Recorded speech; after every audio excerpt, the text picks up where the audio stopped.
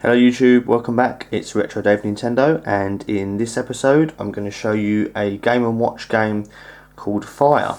So this is a recent pickup, so I thought I'd do an unboxing and a bit of gameplay. So as you can see, it's from the Gold series. There were several different series and release types of these games. I won't reel them all off now, but there's basically silver, gold and panorama and tabletop and a few others, but I'll cover those more at a later date as and when I pick some of the more of the games up. So as you can see, it's boxed in a fairly worn condition for the box, but bearing in mind this was released in 1981 makes it at date 34 years old, so to think that it's still boxed is still pretty amazing. Now this is a one owner game. I recently acquired this off of eBay, and the lady has had this from new. She's written her name on the box, and yeah, I was really happy to pick up. It's a game that I've played on the Game & Watch kind of gallery series, but never actually owned the physical game. And as I've mentioned before, for this year I do plan on picking up some more of the Game & Watches and electronic games from back in the day. So what can I tell you about this game? Well, I can tell you that it is a British game, CGL. So the games with this branding basically mean that they've come from Essex. So they're basically distributed in the UK. Some of the games have different markings on from different areas, different countries and so on. I won't go on about that too much now. Again, I'll just cover the games that I get and tell you any region variants as and when I need to. So on the back it just shows you how to insert the batteries and what batteries it takes. Just a couple of button cell LR44 or LR43, wherever it says there. I mean, I find that LR44 are the ones that fit, so I'm not too sure what that's all about. Maybe that's an old code. They used to be maybe called that. I'm not too sure.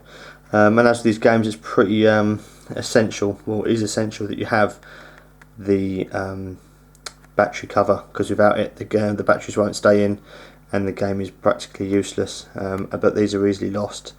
So yeah, it's essential that you have that. So let's just have a quick look at the box. I know I keep showing it around, but you can see there's a fair amount of wear, just basically shelf wear, edge wear, but it is all present. All the flaps are there and so on.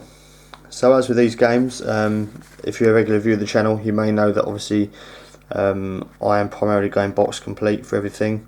With the games, the Nintendo, NES and Super Nintendo, obviously I do want those in as best condition as possible, as with these, but I have to appreciate that these are, you know, a decade or so older than some of the games I've been buying. That I have to understand that sometimes this is how they're going to be.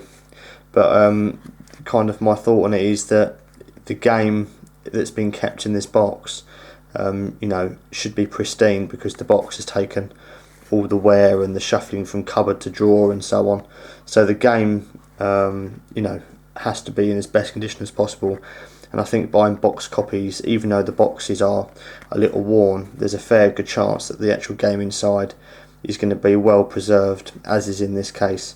So that's kind of what I'm basing it on, that the game has to be as mint as possible, but I'm happy for the box to have some you know, shelf wear and general age. You know, as long as the game's being protected, that's the main thing. So we'll open it up now. I won't go and bore you too more about talking about that. Now, I'll set that aside. I'll take the game out and we'll come to the game in a minute. Now, as you know, these came with the instruction booklet, and they would have had a couple of batteries in there, and they normally come with obviously the bag that goes over the game, and a couple of the red basically round stickers that went over the back of the battery tray, but they're obviously missing, have probably been used or discarded, and also a little like pink or yellow precaution sheet, but that's also missing. I'm not too worried, to be honest, about those kind of things. But all I'm concerned about is really if I can have the instructions. To me, that's kind of makes it complete. You know, to have the instruction manual for me, I'm happy with that. You know, if the stickers come in the box, then that's a bonus. So this is the instruction manual. Again, this is the first time I've actually looked at it. Again, I've only just picked this game up today from the post office.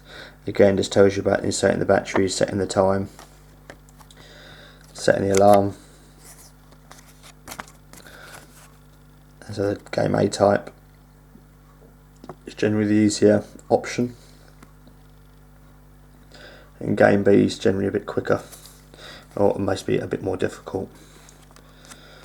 Just the cautions on pressing reset, and you know, do not sit on it, squash it, expose it to temperature, and so on.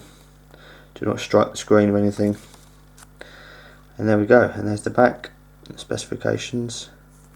So yeah, just happy to have the instruction manual. I know it's really thin and only a few pages, you know, 4 pages or so. But it's nice just to have the instructions with it. But I mean, if they don't come with the instruction booklet, but the game is in mint condition, I won't lose sleep over it. You know, I may end up picking up the manuals at a later date, but fortunately this one is in there. So let's set that all aside and let's focus now on the game. Now, I really love the look of these games. They just look really, really smart. The finish is really nice. So this is obviously from the Gold series, hence the gold faceplate. And as you can see, it is in almost perfect condition. I have only found a couple of minor scratches. There's one just on the bottom edge there. If you can see it, it goes across a few millimeters across. There's a very small scratch just down here somewhere. You can not pick it up. And just a very, very, very faint one there. Just with my thumb. Apart from that, it is in absolutely exceptional condition. So it's blue in colour, blue surround with the gold bezel. And this is the back half. Now you have to bear with me because this camera has been giving me some problems. So it's dated there, 1981. Model FR-27 as per box and everything else. Serial number, obviously original battery cover. Batteries are in there, brand new ones. Stand is intact. Also, it's good to make sure the stand isn't bent. This one looks to be pretty straight to me. The game should stand up quite nicely. In fact, we'll just try that now. There we go. Let's see if we can zoom in, and no, that's going to cause some problems. There we go. So the game should just stand up at an angle. Perfect. So there we go. So it has the CGL print there as well. Let's see if we can just sort this focus out a little bit better. And as you can see, the building is on fire, and the object of the game is to move the 2 characters at the bottom with the springboard or crash mat, whatever you want to call it, and basically rebounce them back into the ambulance. And obviously it gets harder and faster as you go. So I'm going to attempt, if the camera is going to play ball, I'm going to have an attempt at playing it. So this will be game A. So it's basically you move left and right with these buttons here. And it starts off pretty simple.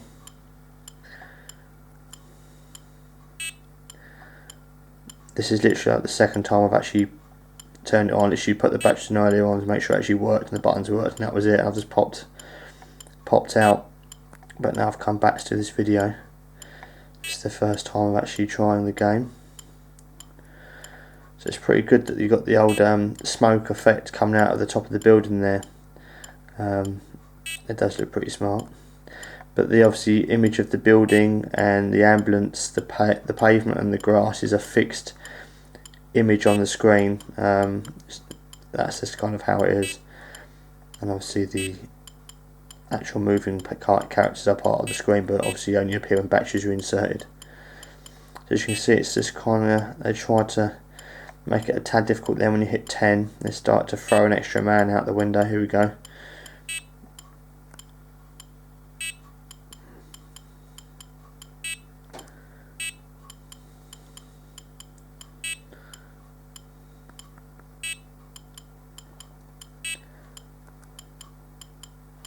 Oh, now we've got 3.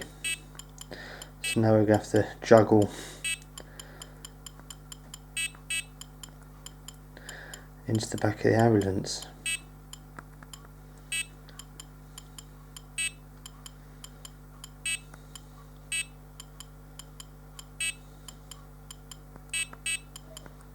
Yeah, it's getting a little quicker. They're still trying to, oh there you go, they're still trying to trick you.